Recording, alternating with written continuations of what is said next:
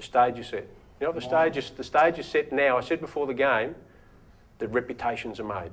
Reputations are made. Well, this third quarter, I'll guarantee you, someone's reputation is going to get made. And if it's one, you'll inspire a second one, you'll inspire a third one and a fourth one. And all of a sudden, that momentum you'll get will just be an uncontrollable force that you will just wash over these blokes.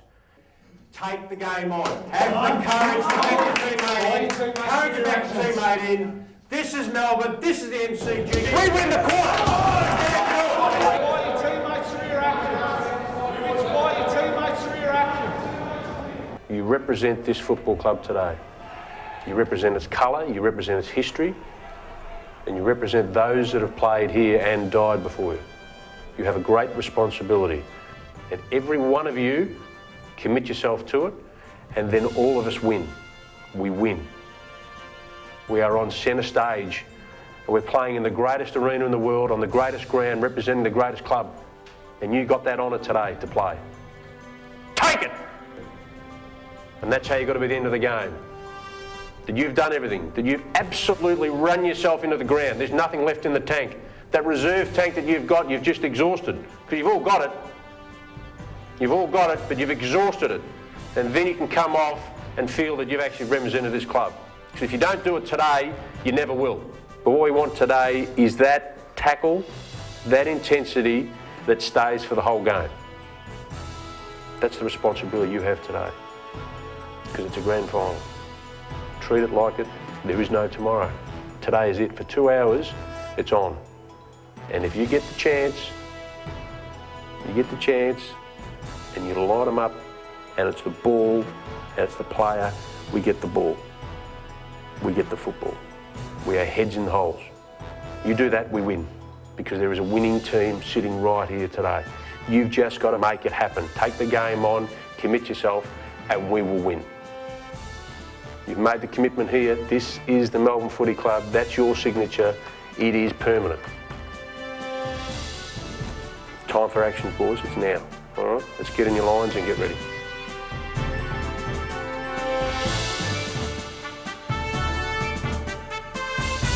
In 2008, Australia's oldest and most famous football club celebrated its 150th birthday.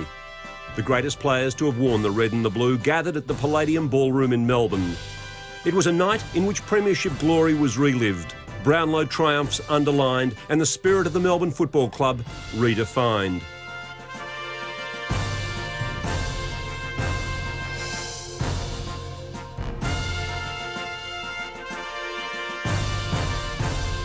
Young and old all agreed that this club has been an integral part of their lives. Naturally, you play over 100 games, you're inducted into the Hall of Fame, but it's as far as football's concerned, as Melbourne, and that's it, full stop. I've talked a lot in my life about fulfilling your potential, and I think playing with the Melbourne Footy Club has helped me get the most out of myself in many respects. Oh, it's been amazing to move down from Shepparton and as a 17-year-old and just take me in the way they have. Has been, yeah, it's like my second home. Oh, look, it's been everything to me, really. You know, I came down as a 15-year-old. I'm now 33 and moving into the next stage of my life. Join us as we celebrate Melbourne's sesquicentenary. Meet the great names, enjoy the moments, and rally to the greatest of football anthems. It's a grand old flag. It's a high-flying flag. It's the emblem for me and for you. It's the emblem of the team we love, the team of the red and the blue. Every heart beats true for the red and the blue, and we'll sing this song to you. Should old acquaintance be forgot, keep your eyes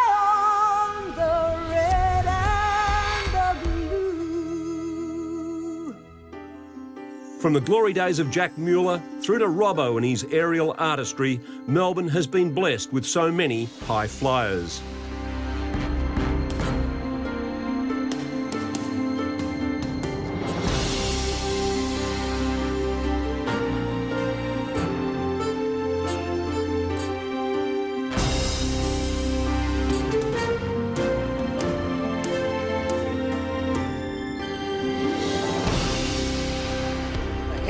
The umpire said on that occasion, flower! Ball driven back into play by Stephen Smith. Oh, that's a great mark taken by Chris Connolly. Boots it well down towards Cordner, coming in a great mark. Oh, what a mark! Pass out to left half forward. Oh, Flower, class. Fought back hard. He's coming up for his 13th possession. He kicks it well outside the defensive 50. Oh! Jumping Jeff White, you ripper! Go long on the left foot. Does do that towards Neitz. Doesn't quite favour him. Oh! Thank you very much. It doesn't quite favour him. Who said that? Sure on the right foot, a high ball. Up the... Oh, love it, look at that for a mark. Oh, Brinter. Loveridge, he's playing a great game. They're looking for Dibier Domenico. Oh, what a mark. Stephen Stretch hung in the air and took a ripper. A long kick up towards the half-forward line. A fine attempt by one hand by Spalding is successful. To centre wing. Oh! Stretch! Well, it'll be a relief to their spectators. McCarthy. Oh, Grinter! Good play to centre it to the half-forward line. Satori is alive, and what a good mark. That was Curry. Steve O'Dwyer to centre half-forward. Bennett on the lead. And he takes a screamer. Bennett unloads with a long ball. Huge kick down towards the square. Tuckman's a magnificent grab. Mark of the day. Barney, the leader's on. Oh, great mark, Hutchinson.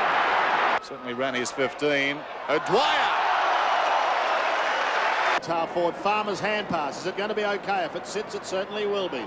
Around the body goes Woden. Heads inside 50. Needs a mark. It's got one. Oh, no. Hang time. Sean Smith.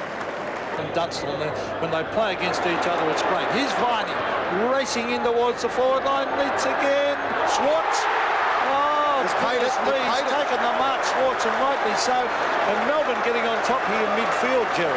Long into the forward line, 2-on-2. Schwartz. Oh, McDonald over the top. Oh. He's a great young player, Neitz. You feel the bigger the occasion, the better the result. 55 metres out. Good kick. Oh, what a ball! Mark of the year. Mark of the year in the last round.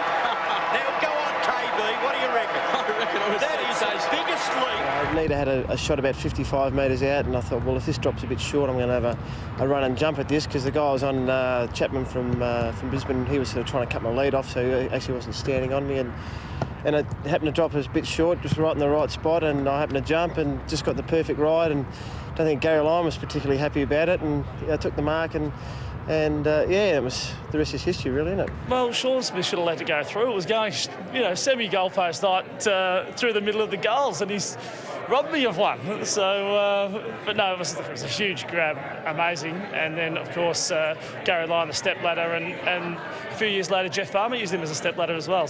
Gee, Gary Lyon's had his head set on that many times. It's been awesome. Here's McDonald out wide on the left foot. Now they penetrate towards the goal line. Up goes Farmer! That is unbelievable. Jeff Farmer rose over the back of the, I guess everyone's favourite back to rise over, which was Gary Lyon. I know I did a couple of times, and took that amazing mark that's been immortalised in photo. And for such a little guy to get up that high and take a mark like that, it certainly inspired me to do some of the same sort of things over my time. Oh, Robertson! He set himself. He leapt early, knees in the back, took it on his chest. He was sitting on guys' heads when he was 17 or 18, so yeah, I think it's something he likes doing, and he enjoys. It actually gets him up for each game, and if he can have a crack at one.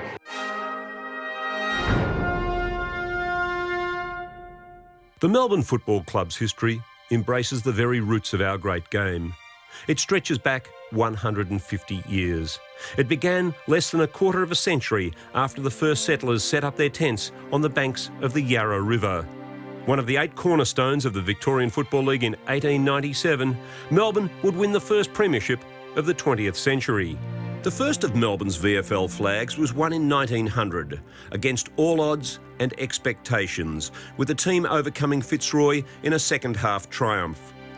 Among those who excelled up forward were Fred McGuinness, the former Tasmanian, and Jack Johnny Leith, a nippy little goal kicker valued for his entertainment value as well as his scoring ability. The time bell sounded with Melbourne ahead by 4 points, a fortuitous margin in the club's grand final history. Carriages that had been waiting outside the ground decorated with Fitzroy Premiers 1900 in the team colours were forced to trundle away. The day and the premiership belonged to Melbourne. Training vision in the lead up to the club's second VFL flag in 1926, when they defeated Collingwood by 10 goals. Ivor Warne-Smith, winner of the 1926 Brownlow, reigned supreme in the centre. Melbourne, with 17 goals, became the first premier to top the ton in front of nearly 60,000 supporters. One of the first to offer congratulations was 96-year-old Henry Harrison, as he'd done 26 years before. Celebrations followed at Ruckman Huey Dunbar's Milk Bar, and a parade through the city necessitated the relearning of the club's song. Under the guidance of legendary coach Frank Checker Hughes, the hat-trick of flags that resulted in the late 30s and early 40s were received with pride and a tinge of sadness in hindsight as the impact of war took its toll. In 1939, 3 weeks after the outbreak of World War II, it would be Collingwood, and another massive win. This time Melbourne kicked 21-22-148 to regain its grand final scoring record.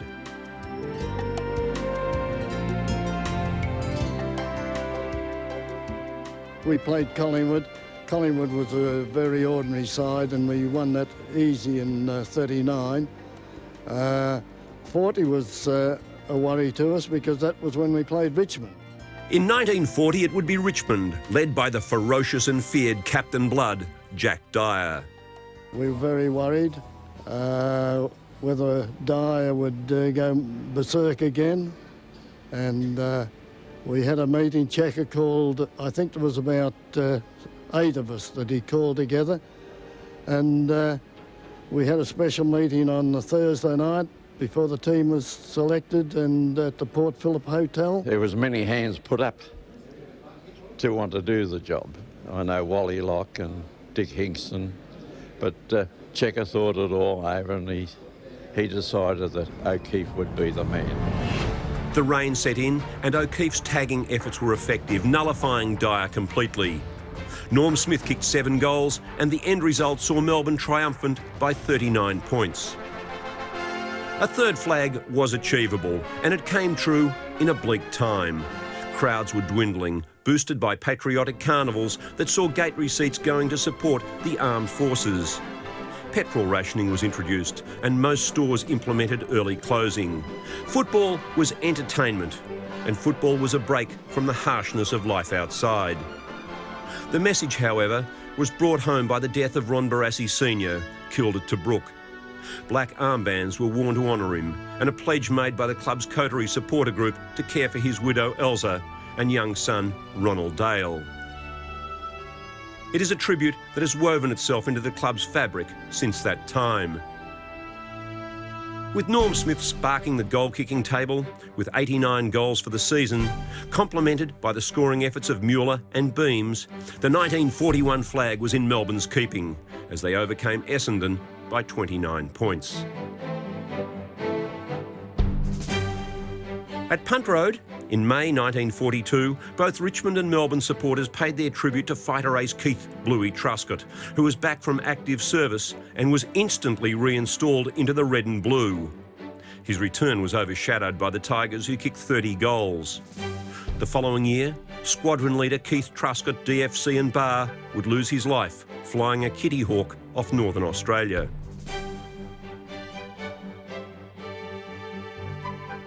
the VFL awarded posthumous premiership medals to Truscott, Harold Ball and Barassi, as they were considered certain starters in the 1941 grand final. The Melbourne Football Club rose from the ashes in 1946, reaching the heights of a grand final under Norm Smith and Donald Cordner's Brownlow medal victory. Runner-up to Essendon in 1946, Melbourne went into the 1948 final series as rank outsiders. The two sides had met twice during the season and again in the second semi-final, with Essendon prevailing in all three. With the two captains meeting for the toss, Dick Reynolds put it to Don Cordner that the game could end up as a draw. Dick Reynolds and I went out to toss just before the 48 grand final. We had already played Essendon 3 times and we had been soundly defeated each time. I said to Dick, "This is our last shot at you, Dick." And Dick said, and I kid you not, "Unless it's a draw, Donald, unless it's a draw." Unbelievably, it was, with an inaccurate Essendon kicking itself out of the game. The replay took place the following week in inclement conditions that saw Melbourne take charge by 35 points at the first change, a margin that was maintained and surpassed to the end of the game, with the victory being celebrated wholeheartedly as soon as the final siren sounded.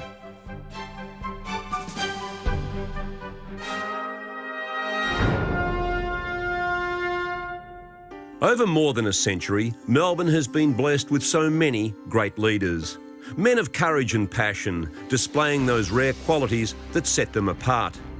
In 1926, the leader was Albert Chadwick, a First World War warrior who'd seen action with the legendary Lawrence of Arabia, who would later become chairman of the MCC, a business titan who was knighted. Ivor Warren Smith, the first man to win multiple Brownlow medals, a fine leader who would lend his expertise to the club through the golden era in the 50s as an advisor and confidant to Norm Smith. The great Alan LaFontaine was a magnificent amateur footballer who remains one of the rare breed to take his side to a hat-trick of premierships, along with Sid Coventry and Michael Voss.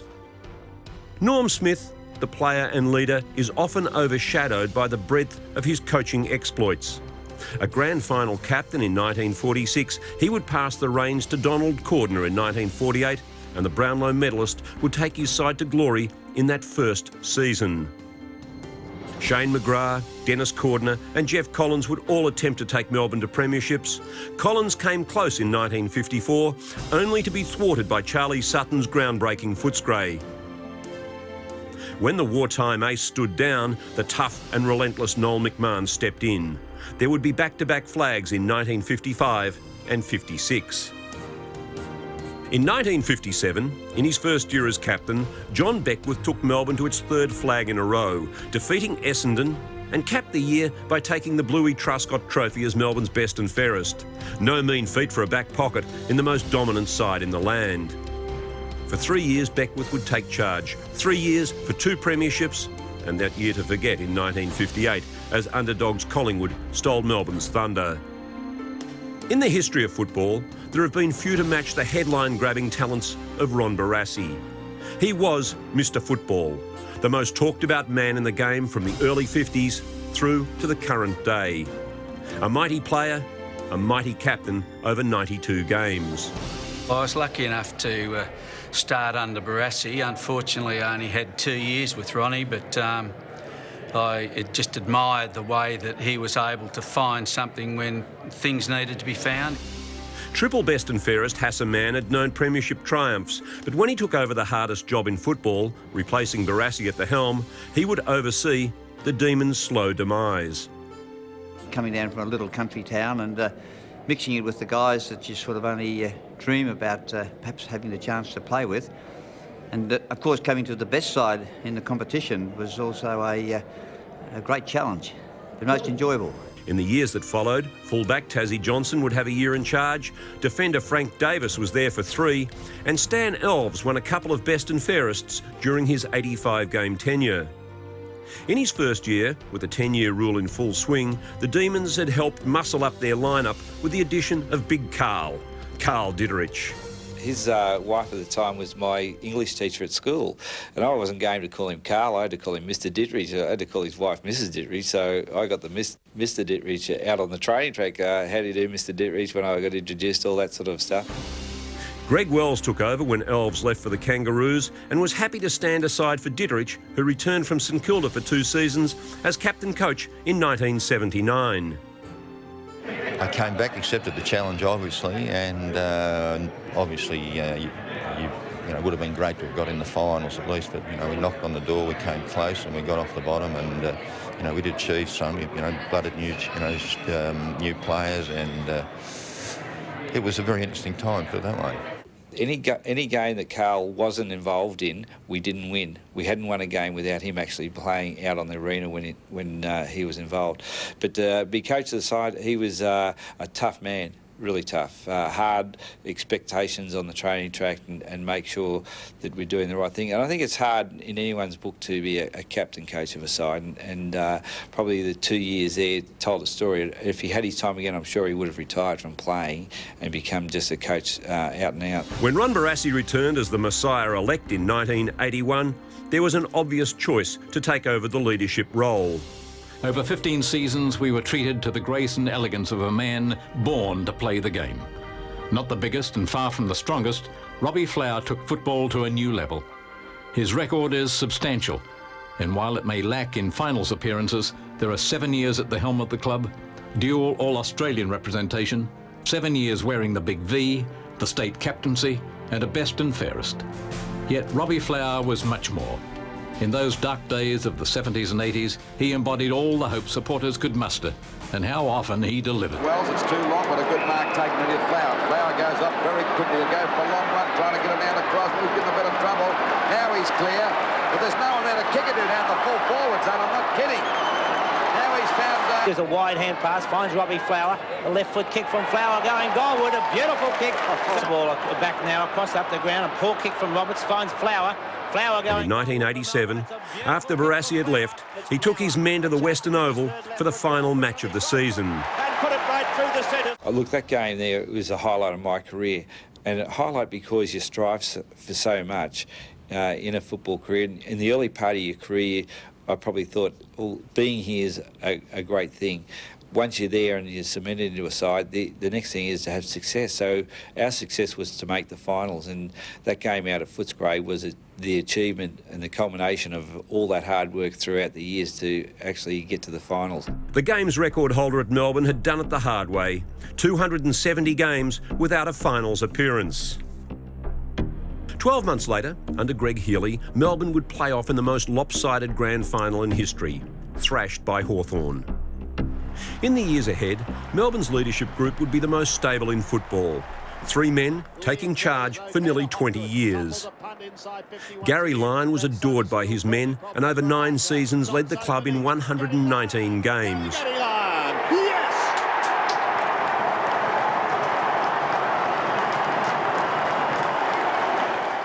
This was Melbourne as we hadn't seen them for 4 seasons. Cool, confident, unswerving. It's Ragoni up towards half forward. Lyon takes the mark. He too doesn't appreciate the close attention. So they need to get a win. The kick forward, it could be fortuitous, it is. Gary Lyon takes the mark. The soccer off the ground was from McDonald. So Gary Lyon from 30 metres directly in front. No mistake for Gary Lyon. His first for the afternoon. Long kick towards half forward. Lyon and Dean. Dean almost a superb mark, but Lyon comes away with it. Down towards Jakovic. It clears here and his marker and bounces through for a goal. Alan Johnson puts a lovely kick forward. Lyon, a glorious mark. He rose from shy country lad into one of the faces of football Australia-wide. In 1998, there would be more significant changes. After debilitating injuries had all but crippled him, Gary Lyon stepped down as captain. He would play on under Todd Viney. From a somewhat selfish perspective, I guess, I'm hoping that it will help me prolong my footy career beyond this week and beyond this year, maybe. Todd Viney replaced Lyon in 1998 and in 2000 stood aside for the burly David Neitz. Neitz had come to the club from Parkdale and in his first year had been the club's first ever Rising Star nominee. After round 6, the selection panel judging the Norwich Rising Star Award spotted dynamic demon David Neitz. The strongly built 18-year-old has proven to be one of Melbourne's key players on the forward line, bagging 6 goals against the Tigers in his 6th AFL game. Neitz was recruited from Parkmore after an impressive junior career, which included an incredible 3 appearances in the Under-17 Teal Cup competition and the captaincy of the Victorian Under-15 side. He played in last year's Reserves Grand Final and is regarded as a quiet achiever who has an eye for the ladies. In 2000, he was the Grand Final captain. His attack on the ball would be inspirational to all who played with him. And when he stood down, mid-2008, he'd played more games, kicked more goals and led the club in more games than any man in 150 years. Obviously the records that I've been able to accumulate as I've been going through have been huge, so, and it's something that you would never think that would happen when you're first starting out. So to be the Melbourne Football Club, the first football club in the competition, you know, invented the rules to the game and games records, captain and goals is it's something you would never dream of.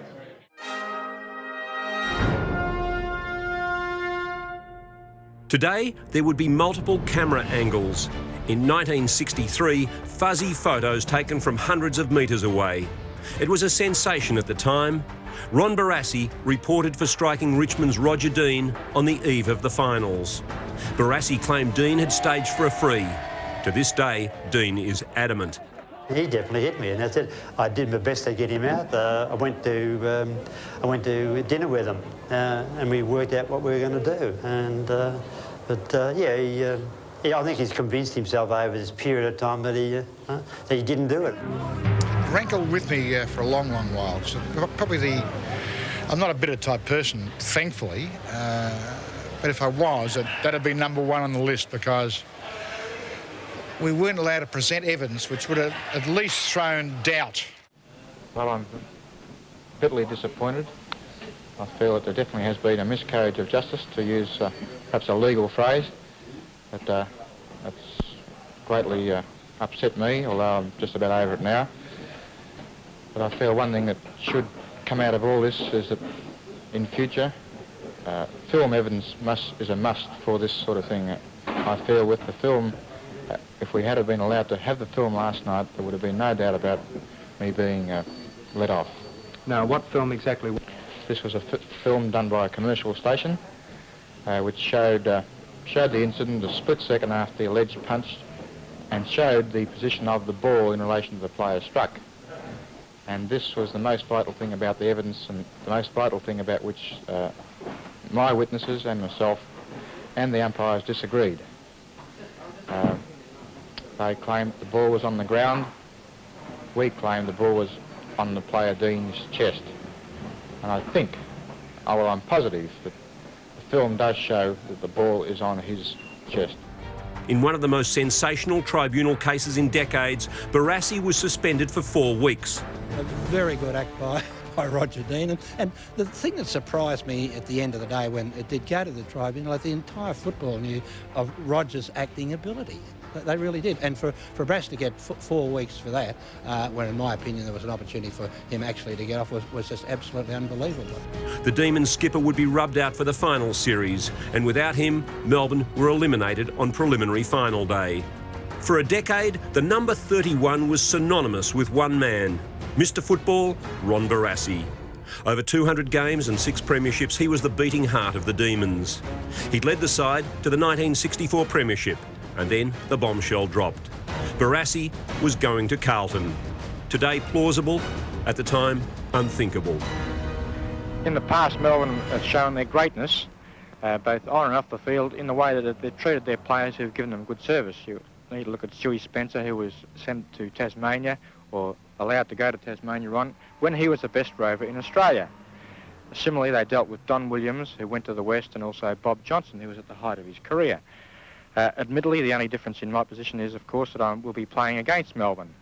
But there again, I'm older than these players that they've already let go and also given more service. And I think the same thoughts, the same moral obligations that they felt towards these other players will be applicable to me.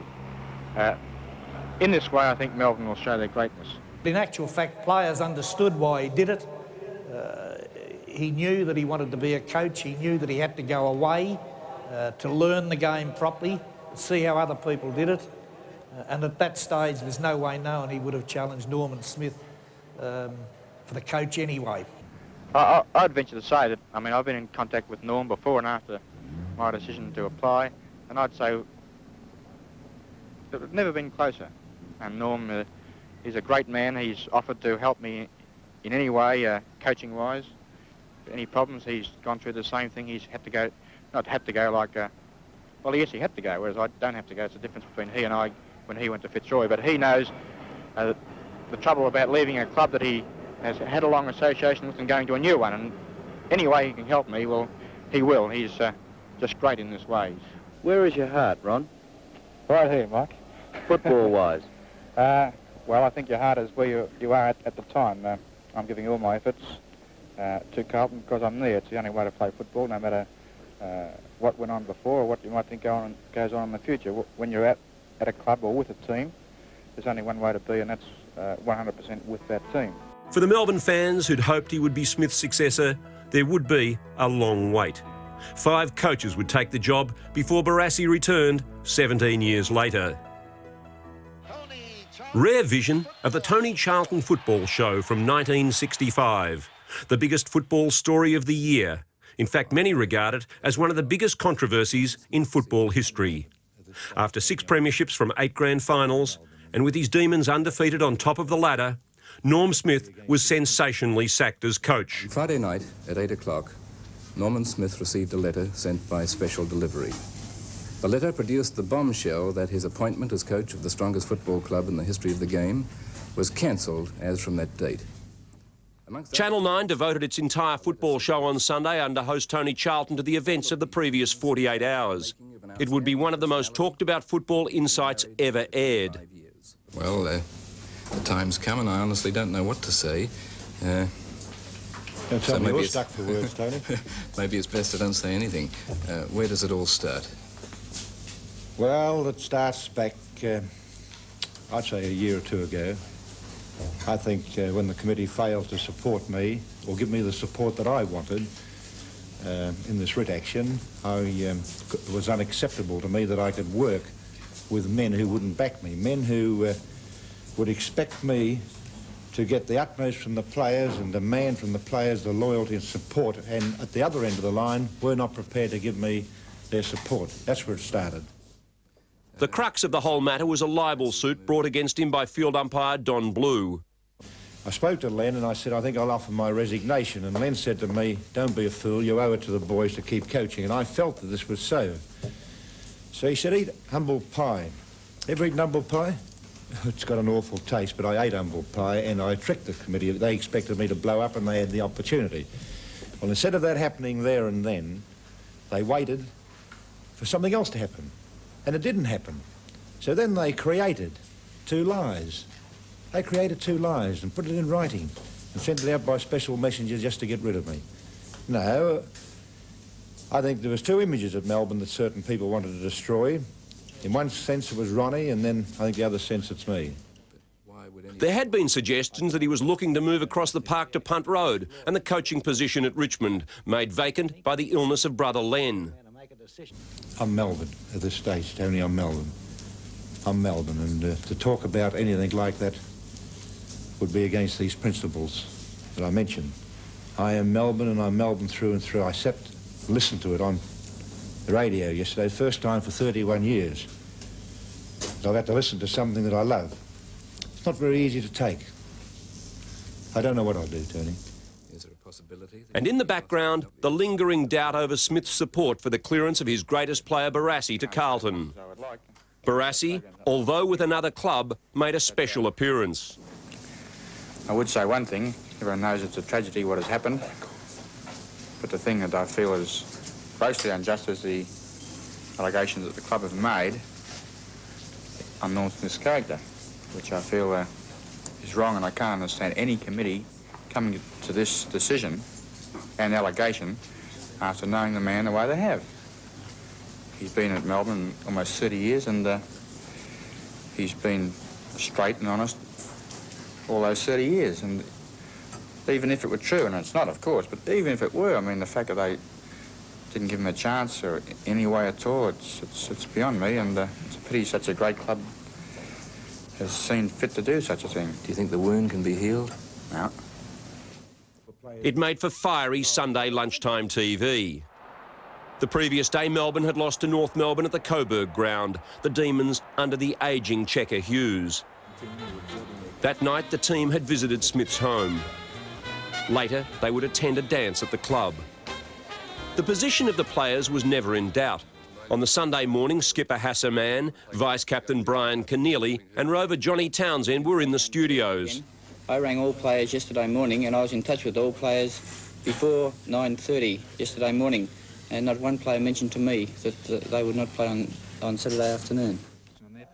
The support of the legends of the club was unequivocal. I think it would clear the air considerably if the Melbourne committee made it open to, well, mainly to the supporters of the Melbourne Football Club, their reasons for this action. He would be reinstated after a public outcry, and Melbourne would fade from the finals race. After playing off in September every year from 1954 until 1964, they would miss finals action for 23 years. 1987 and how close Melbourne had come to moving into grand final contention. The preliminary final at Waverley pitted the Demons of John Northey against the Juggernauts, a star-studded Hawthorn side that would dominate the 80s. Missed chances aside, it all came down to the final seconds. The ball into attack and Gary Buckenara in range. Drives it down, Buckenara trip, Buckenara's free kick. Siren sounds. Then it happened. Gary Buckenara on the siren outside 50 metres. Here you see the young Jim Steins run across the mark and take Hawthorn 15 metres closer and into the grand final.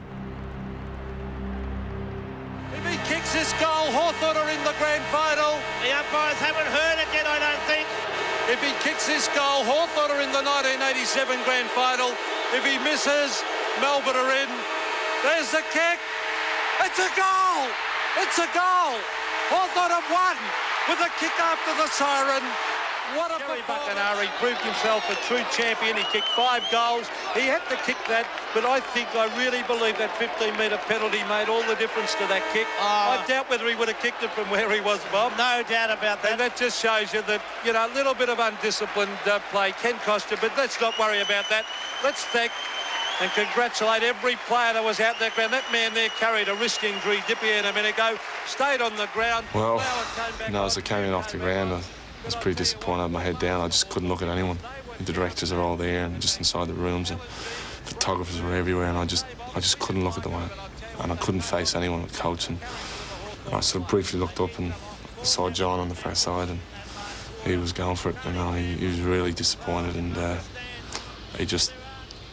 All I can remember is him saying, "Just don't do that again." And you know, at the time, you know, he could have said anything, and you know, I would have accepted it. You know, he could have said, "You'll never play for Melbourne again," and I would have said, "Fair enough." You know, I was so disappointed, and you know, we sat down, and everyone just had their heads. I didn't even look around. I just had my head in my hands, and I just couldn't look at anyone. It was, and I would have been like that for 10 minutes, easy, 20 minutes.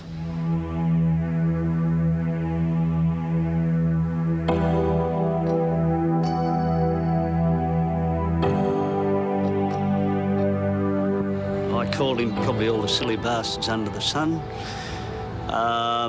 Would have been ready to pull limb from limb at that stage. You know, I mean, it was a very tense time at that stage. The game going either way, and our first opportunity to play in a grand final, you know, was just so disappointing and frustrating that we couldn't do anything about it. However, having thought about it after, and the event is always very heated at that stage, you know, and our mind just goes ways perhaps that it shouldn't, but looking back over it, I mean, had Simon Eichel kicked the goal that Simon should have kicked, had Rodney Grinton not given away that free kick, had from Langford's kick straight down the centre of the ground, had we had players in the correct position behind the packs would have stopped that ball, the game was over.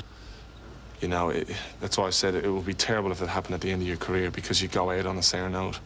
Whereas I knew that, OK, this has got to be the start. I've got to build on this and I've got to, you know, make up for it. Let's say it's impossible to make up for something like that, but I had to say, well, look, repay something back to the club for what I'd done. Years on, Steins would marry the photographer's sister and then later become president of the club. Yeah, thanks to my my brother-in-law who took that photo. But, you know, obviously, you know, look, I stuffed up, you know, in a moment of pressure. You try and do the team thing, and I saw Dipper standing on his own, and I just wanted to cover him.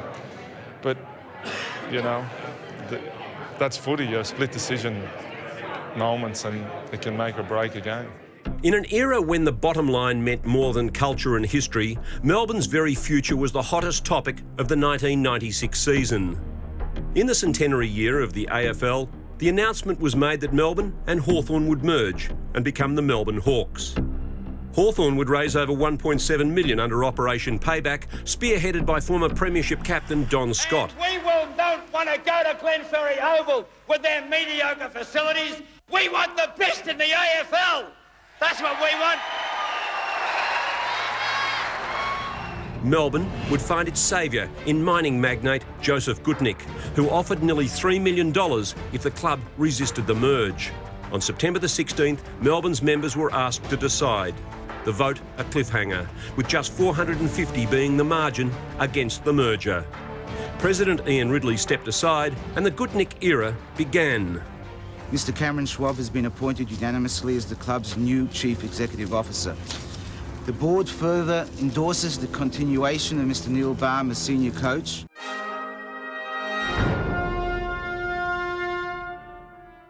By 1954, Norm Smith had taken the team to a grand final appearance, and greatness surely lay ahead. With the experience of veterans such as Dennis Cordner and Noel McMahon to give a solid basis to the youthful team, Melbourne finished 1955 on top of the ladder, a game clear of Collingwood, who they would meet in the last game of the season.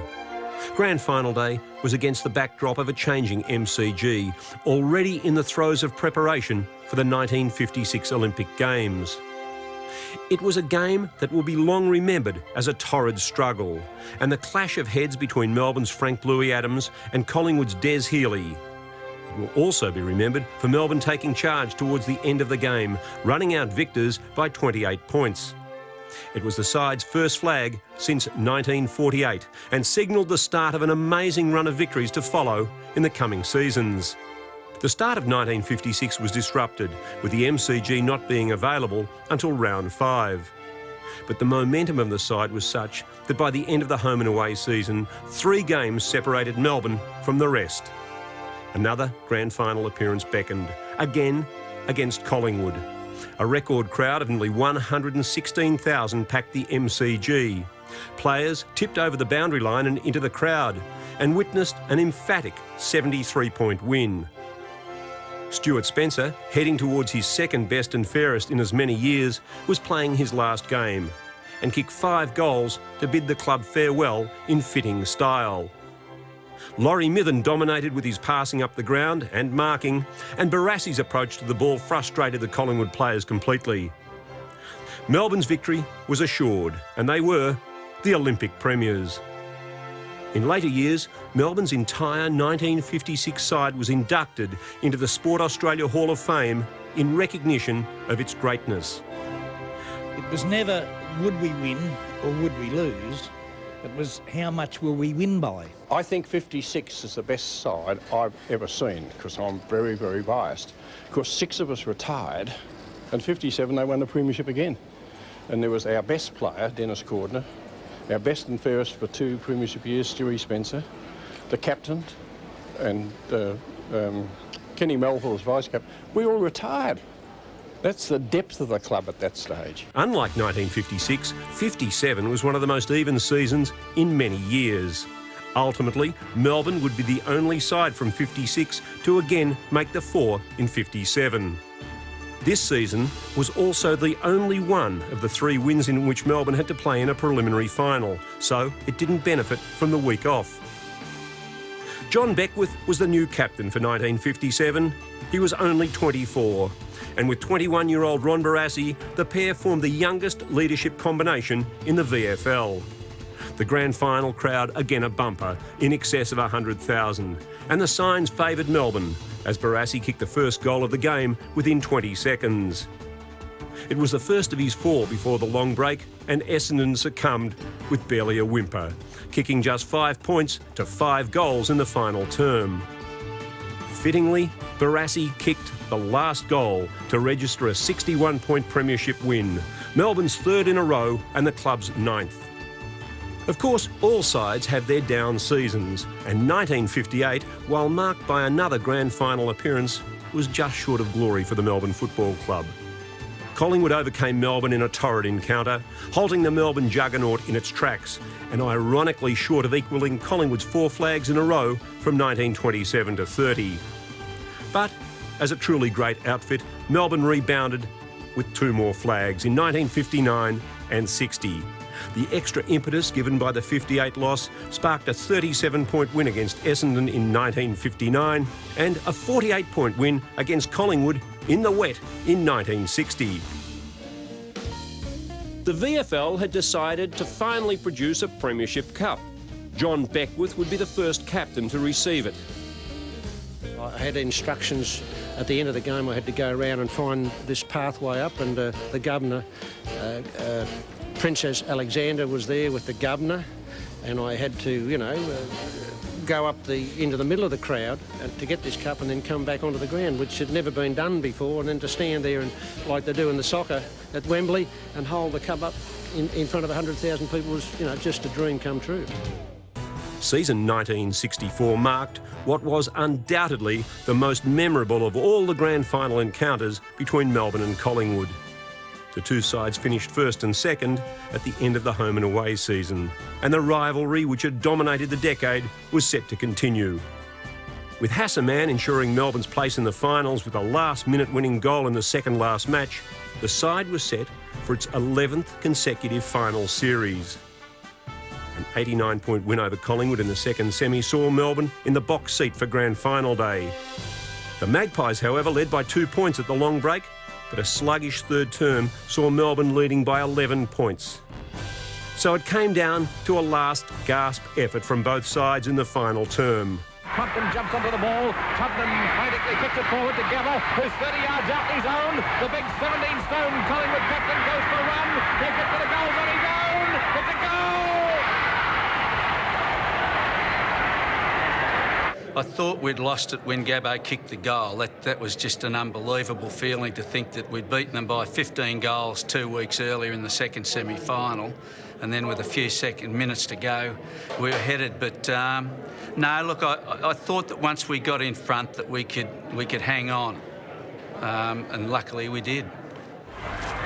Up they go. Barassi in there. Can't pull the mark down. Taken by Neil Compton. Compton kicks in towards goal for Melbourne.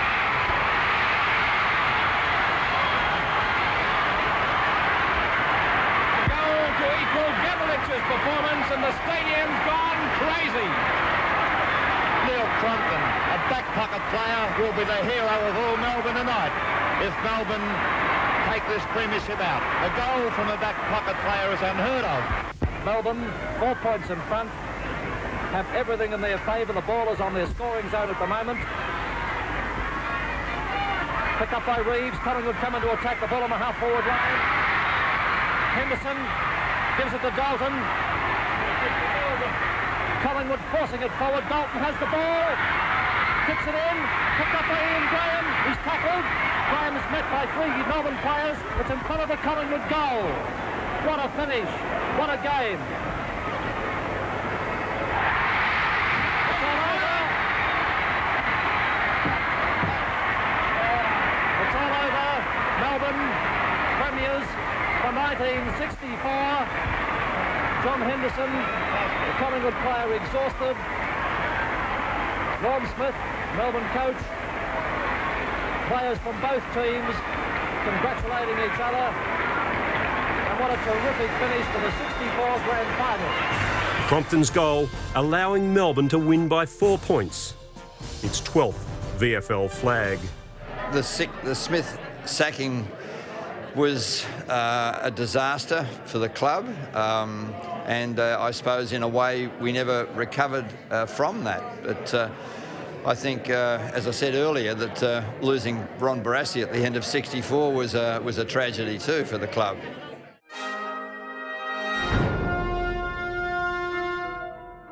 Checker Hughes and Norm Smith, between them, coached Melbourne to 10 of its 12 premierships and guided the club through 565 games. No club can boast their equal.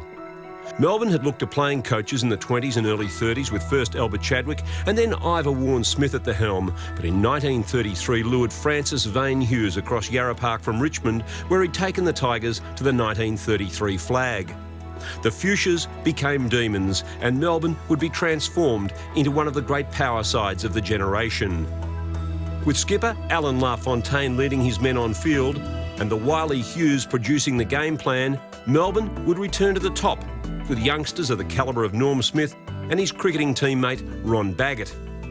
I reckon the greatest of the lot is Norm Smith. Norm Smith and I both started playing our football in the paddock, in the paddock in Northcote, and I got a game in the seconds, and I think Norm might have played a game too in 35. Hughes would discover one of the game's greats in future Australian Football Hall of Famer Jack Mueller, who would play the first of his then club record 216 games in 1934 and win the first of his 3 best and fairests 2 years later. He moulded the young Percy Beams into one of football's most dangerous rovers.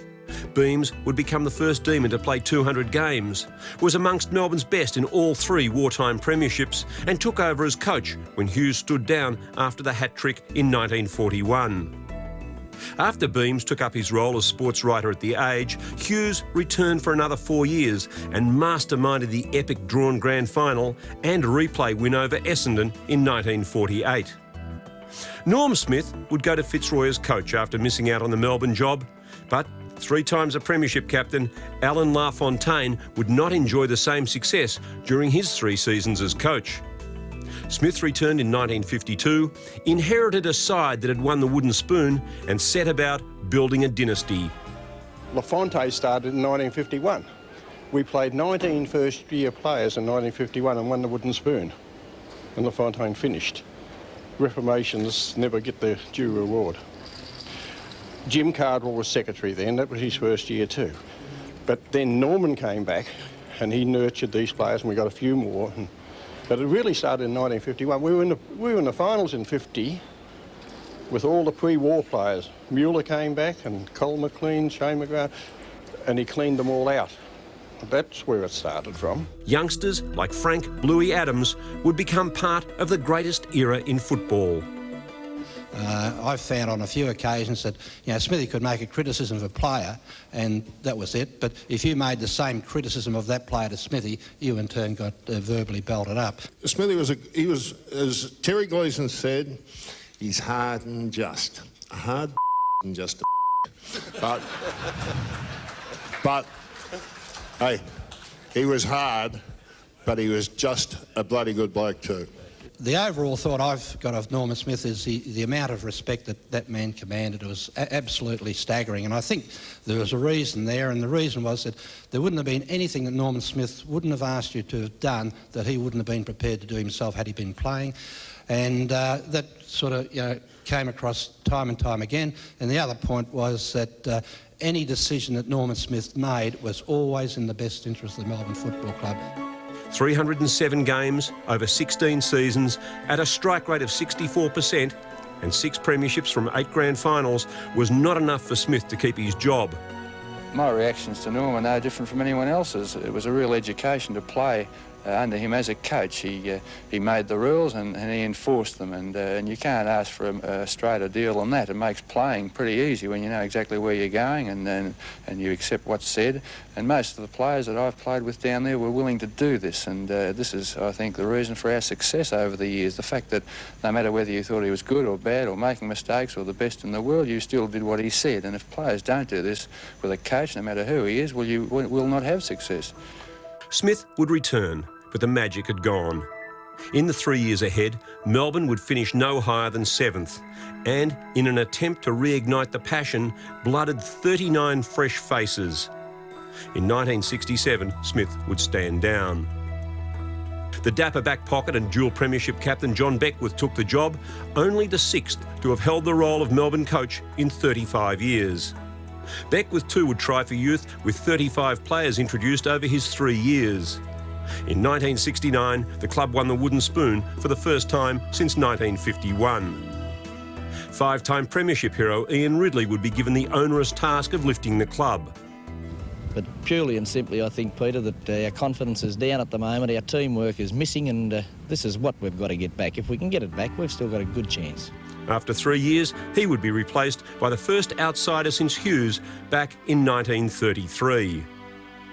Bobby Skilton, South Melbourne's triple Brownlow medalist, who'd come close to playing with Melbourne as a youngster, was employed to stop the rot. From wooden spooners in 1974, he came within a whisker of taking Melbourne into the finals in 1976. I've had 20 years now, and you know, personally have enjoyed them immensely. Had more disappointments than success, because there's nothing succeeds like team success. You're in the game to win, and if you don't win, then you never get used to the bitter end of losing. After short stints from former premiership player Dennis Jones and playing coach Carl Ditterich, the Melbourne faithful were mesmerised with the news that Ron Barassi was returning, and he was working on a 5-year plan to put Melbourne back into September. We'll start with the material that's there. I mean, all the other sections of the club whose responsibility it is to bring additional talent, they'll be going flat out, but until that additional talent arrives, if it arrives, we've just got to work with the material we have. But that's okay. I mean, I just have a little feeling that there are some things the players have to learn, particularly about team football. And part of the job of a coach is to teach. I'll be doing that. There would be innovation. Melbourne spread its recruiting wings as far as Ireland, and Barassi and his hand-picked team added an air of professionalism and pride to the club. And plenty of fire. Hello? Healy off, Ellingworth on. Bloody weak as piss. I mean, don't look at me like that. How many kicks have you got? That's the answer to everything. Possessions. You give me possessions and I'll shut up. We'll bring you up to date on those. Look at that bit of a dish-up between Zantuck and Jarrett. Oh, that's unbelievable. Zantuck and Barassi are having a go. The players are pushing Zantuck away from him. Barassi's white down there in the face, but they had a real go, and I'm not kidding.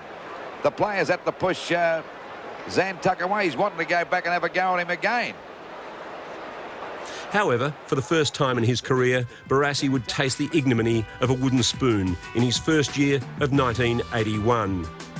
In 5 years, the much-vaunted plan produced only 33 victories, no finals, and a highest ladder placing of 8th. And you played as though you're scared of getting bruised on Sunday.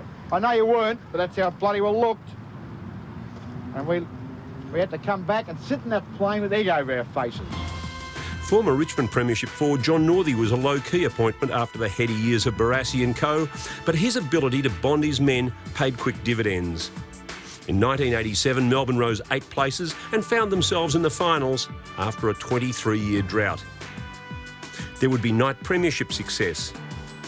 In 1988, Northey took his young demons, under new skipper Greg Healy, from 5th place on the ladder into the grand final. Hawthorn in 88 and through that whole era, as we all know, were just phenomenal. So you never go into a game thinking that you're not going to win. Robbie Flower said it tonight. Yes, you go in every game, you believe you can win. But I think, we did literally run out of legs. Over his 167-game stint, Northey would take Melbourne into 13 finals. Only Smith, with 23, had achieved greater success. Tiger tough man Neil Balme would replace Northey in 1993 after considerable success in Adelaide. Over nearly 5 seasons, Balme would have one standout year. In 1994, the Demons won through to the preliminary final, the outstanding performance being the 10-goal haul from Gary Lyon in the 79-point semi-final win over Footscray. In 1996, Melbourne slumped to 14th as the merger talks ignited fury among the club's faithful. And in 1997, the writing was on the wall as Melbourne slipped to 16th. No, I can only do what I do and be who I am. I mean, if that's no good, well, that's okay. As the siren sounds, so there is a big win for the Melbourne Football Club. Former player Greg Hutchison stepped in, achieved instant success in his first game, but at season's end, new president Joseph Gutnick was looking for a new coach. Enter Neil Danaher. Only Smith and Hughes have coached Melbourne in more games than the former Essendon captain. His 10 seasons and 223 games were highlighted by a grand final tilt in 2000. Ironically, Melbourne would be confronted with the red-hot Essendon. From that first season in 1998, Danaher would take the Demons into 6 final series. But as the club slumped again in 2007, Danaher decided it was time to make way for fresh blood. Mark Riley would take over briefly before the incumbent Dean Bailey arrived from South Australia.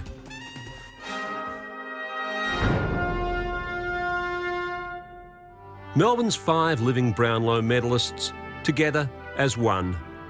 Crossing eras and styles, all very different, but all sharing this honour and tribute to their achievements. Their experiences are part of the game's heritage. In 1926, just 2 years after the inauguration of the award, Ivor Warne-Smith was the first of Melbourne's medalists, a fine achievement in a premiership year.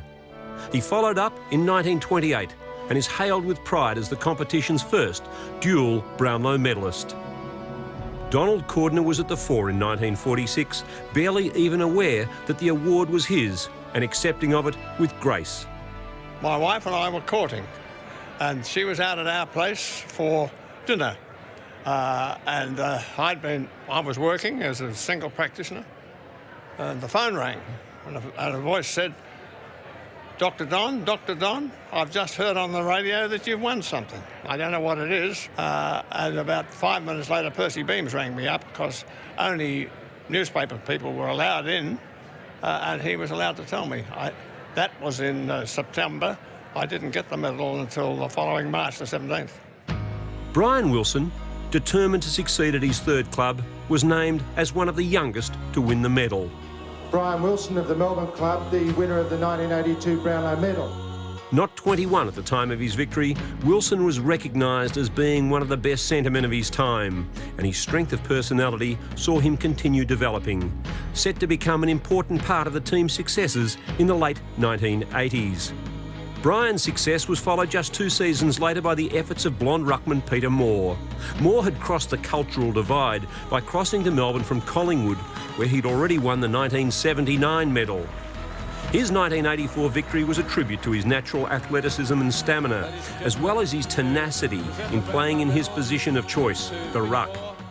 With this second Brownlow, Moore became just the second player after Ian Stewart to win the award at different clubs. Yeah, it was exciting. I mean, it was a tough first year, 1983, when I first played for Melbourne. It's huge expectation, and I was getting paid pretty well to play, and things didn't go right. I got injured. I got several sort of seriously broke my jaw and had a few hamstring injuries and various things. So it was the first bad year I'd had in my whole career. So I trained very hard in the summer and just set myself to have a big year, and I did. So it was great. Another ruckman and another who'd crossed the cultural and sporting divide stepped into the limelight when Jimmy Stynes took the honours in 1991. The ultimate success story of the Irish experiment, Stynes displayed courage and tenacity to take him to the very pinnacle of the game. Athletic, durable and undoubtedly one of the most resolute players of his era, Stynes also holds the record for the most consecutive games ever played, 244 out of his total of 264. The moment itself I'll never forget. You know, it was just, you know, it was more than I ever dreamt. You know, it was beyond the possible, I thought. And to be in a room with people that you admired, played against, revered, feared, and to see them, you know, acknowledging something that I'd done was so humbling and such a privilege. You know. Less than a decade later, another player equipped with more than his fair share of dedication to a cause took on the game and came away with the Brownlow. It was 2000, and with a grand final beckoning for Melbourne, Shane Woewodin's victory gave the extra highlight to the season. I suppose I haven't really thought about a lot of it, Steve, since I finished playing AFL footy, really, and it probably won't be a thing I look back until, you know, since, you know, 10, 15, 20 years' time when I've been retired. You know, I know it's sort of etched in history as one, but I don't think it'll mean a lot to when I finish and you can look back at your career and really go, wow, what did I really achieve back then? In 2000, Woewodin transformed himself into a persistent, attacking midfielder after initially coming to the club with no guarantee that he would achieve a place on the senior list. His dedication saw him become the club's 6th and most recent Brownlow medalist.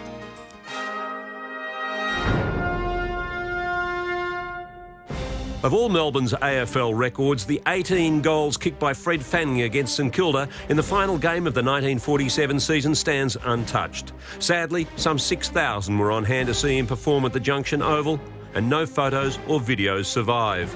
But we do have a vast collection of Melbourne's great goals. Good kicker of a football. Oh, he's hammered that.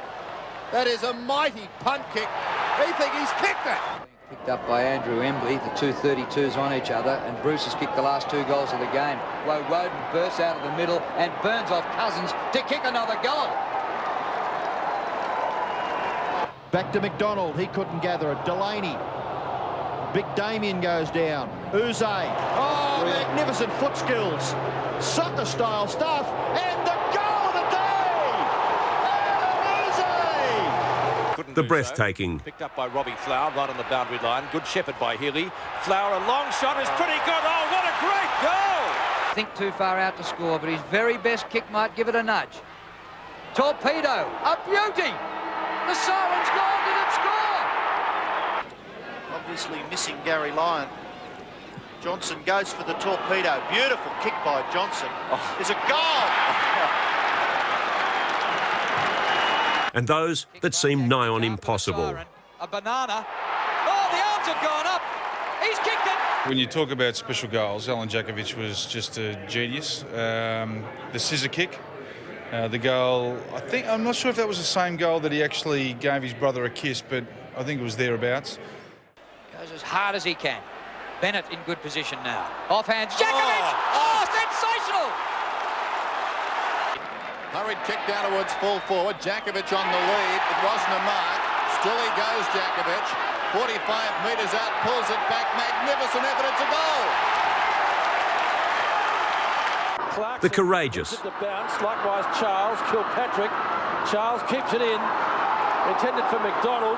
Charles again, snaps! And rolls it through! What a goal! The hand pass in the other direction. And Stretch once more. Intercepted the slap away by Laurie. Back goes Jeffrey. Knocks it Melbourne's way. Opportunity for Stretch. He can settle and kick a goal here.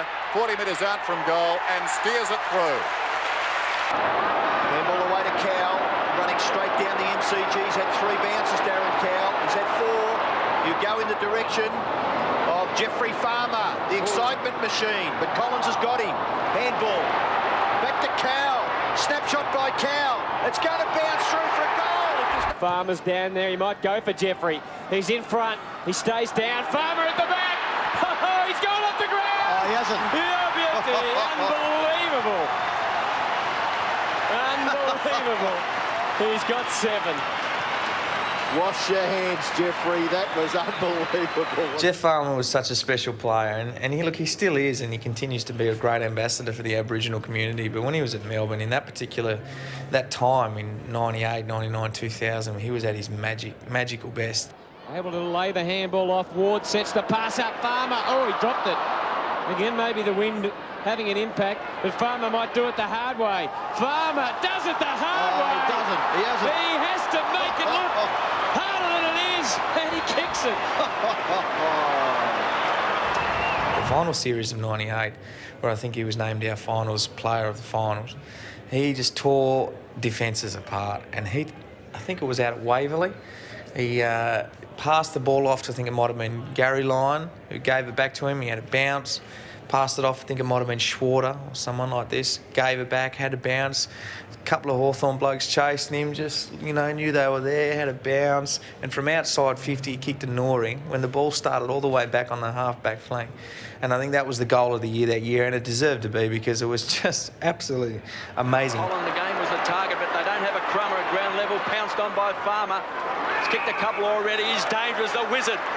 Runs to centre wing, pops it short to Gary Lyon and keeps running. The Wizard, he's got it. He's going to take him on. Runs to 50, great play.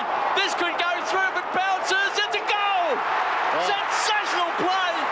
Wizardry, and he's the Wizard, so you couldn't expect anything less. He can put the Brisbane side's defence under pressure with this kick. White up high, couldn't take the mark. Simmons, and eventually Look at this. Farmer shot at goal. It's a goal! David Schwartz shepherds it through, and the Wizards done it again. Have to wonder what they're actually saying to their players about getting the ball in there quickly. Geez, that is a big kick in this game. Brad Green has kicked one of the goals of the year. He is a special player when it's on. And right now in this third quarter, it's on for Brad Green. And from the tightest of tight angles. Good play again there by Melbourne, by Thompson. It comes out to Bizzle. Tries to crash through. Good tackle by Cracker. Another chance for the Demons. It spills out wide for Miller. Tries to bend it around the body. He does! He's kicked it, and that is a huge goal! But Ottens has paid a price. White brilliantly done to Reid, to Johnston on the burst. Spots a man on the move. Bruce, low down. Did he mark it? He claims it. Play-on's the call from the umpire, tries to dig it out. In goes Fiora, just dropped the ball. Bruce goes in, slips it away to Davey, lines up. Oh, that will hurt you. Oh, Scotland knocked it away from Walker. Then they waited for a free. And now Melbourne can go. And Davey, will he say thank you from 45? Yes, he does! He's going to get it here. He's got the set. He waits down. Thompson had the fly. Still they go. Johnston, loose man. Bruce. For goal number 3. Towards Neats. Thornton the spoil. Melbourne still dangerous. Bruce to try and find an opening court. Johnston for Davey. He's exciting. He's exciting. Oh, boy! You look back, it's only my second season of footy, my 25th, 26th game or something like that. And it's amazing back then how much space there was on that day and from when I started. And actually through the corridor. I don't think you get that much space these days, the way teams zone the corridor. So it was a terrific moment. A couple of bounces, fancies himself on, lovely ball. Still Woden. Woden from half forward, kick it, goal, son! Oh, goal! Great footy! And I still remember when I walked back to the centre square and ready for the next ball up. I looked up at the screen just quietly, and Toddy Viney had a real crack at me. So just to concentrate on the game ahead. But it was a good day. Davey can mark and run for home, and he will. We're right behind this. He went back to his not-preferred boat. Oh, that's a bit of lair. Oh, great soccer out the ground. High five for spectators. High five, Uze. Anyone else left? No, they got out of jail. They got out of jail there because Aaron Davey just tried to do too much.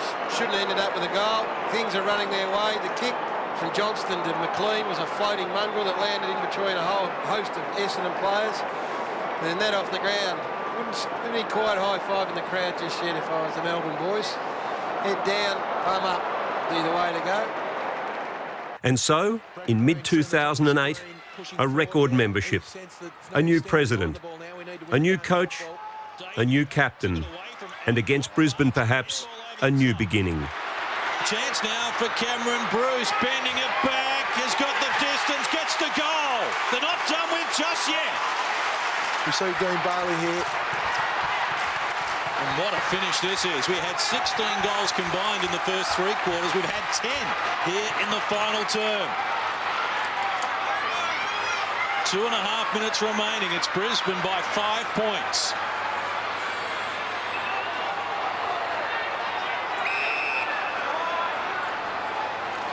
Just have a look at the Brisbane forward line. A lot of space for Jonathan Brown and Bradshaw. They're both one out. Crucial clearance this. That's what you want as a forward. It's not what you want as a defender. That's over the ball. Brennan, again given the benefit of the doubt. Corey releases it. Riscatelli, a quick kick going nowhere though. Hot in there. Melbourne emerge with the ball. Another chance for the Demons. Matthew Bate from 50 unloads. Not his best effort. Trickles across the face of goal. Kept in by Copeland. Sylvia's stolen it. They have a chance. And it's Wanamiri. Across the face of goal has missed the lot. If he had his time over again, he had Cameron Bruce on the inside for a handball. To Cameron Bruce's credit too, he just went over to Warren Austin and said, just settle down. I know we want to kick the goal of the year. Not sure whether we'll see Cameron Bruce here. Ooh, I reckon he looked inside too. But there was also Paul Johnson at the top of the goal square. But I like their ability to win the 50-50 ball at the minute, Melbourne. They're stripping the ball from the Brisbane players. They look like they're a very desperate turn. All out of bounds, 1:55 on the clock. There's one-on-ones all over the ground now. Brisbane would love to have stoppage after stoppage. Take the juice out of the clock. Keep the game on the inside. Selwood hard at it. Collides with Bartram. Selwood hard at it. That is just such a... It's just... They're all like that, the Selwood boys. It's a family trait. It's a family trait. Hard at it. Joel... They're all the same. Just need to keep the ball in here, and Melbourne will try and release it. Black in traffic. Look to give it a power. It came unstuck. Matthew Bate drives Melbourne forward. And a mark has been taken by Miller. Look at the excitement on Brad Green's face. His teammates taking a screaming mark. Under pressure, a contested mark in the goal square. It was great play. Black and Power just a little bit indecisive there. A little bit of a fumble from the two experienced boys. Miller lining up for goal number 5. Well, he's kicked 3 in the first term today, Miller. That's the most important one that he's delivered, though, and Melbourne are back in front. Well, there's every player on the ground, bar 2, are inside the Brisbane forward 50 at the moment. Look for third man up for Brisbane. Sharman wins the tap. Jamer gets it to Wheatley. Right, we'll hold that in there. 15 seconds to go. They're not going to be as red hot on it holding the ball right now. The umpires know the importance of it. So don't let it cough out. That's the key here for Melbourne. They can't cough it out into space. We've played 35 minutes here in the final term. Here we go. And it's all over. Austin Wanamiri charges up the MCG. Has support with Green. Siren goes. And the Demons have won